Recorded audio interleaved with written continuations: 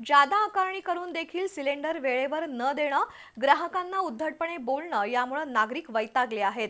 मुरगुड इथल्या बाळूमामा इंडेन गॅस एजन्सीची मान्यता रद्द करून गारगोटी इथं नवीन वितरक नेमावा या मागणीचं निवेदन भुदरगड तहसीलदारांना देण्यात आलंय. मात्र त्यानंतरही कारवाई झाली नसल्याच्या निषेधार्थ गारगोटीतील महिलांनी आजरा भुदरगड उपविभागीय कार्यालयावर धडक मोर्चा काढला.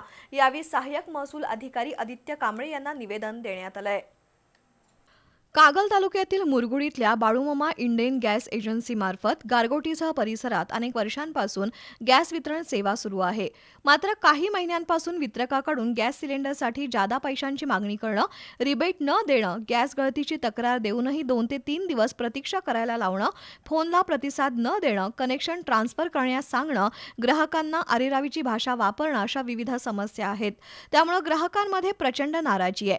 त्यासाठी ही एजन्सी बंद करून गारगोटी शहरामध्ये नवीन वितरक नेमावा अशी मागणी करत 8 दिवसांपूर्वी भुदरगड तहसीलदार कार्यालयात महिलांनी निवेदन दिलं होतं.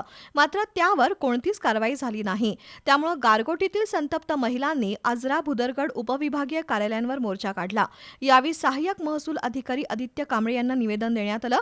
मोर्चामध्ये भाजप वाहतूक आघाडीचे प्रदेश उपाध्यक्ष प्रवीणसिंह सावंत, युवा मोर्चा जिल्हाध्यक्ष पार्थ सावंत, साधना शिंदे, विमल बोटे, जयश्री जाधव, संगीता सोरटे, सेजल शिंदे, संगीता गोरे, अनिता खेगडे, माऊली शिंदे, पद्मजा शिंदे, दत्ता चव्हाण, कृष्णात गोरे, संदीप गोरे यांच्यासह महिला मोठ्या संख्येनं उपस्थित होत्या.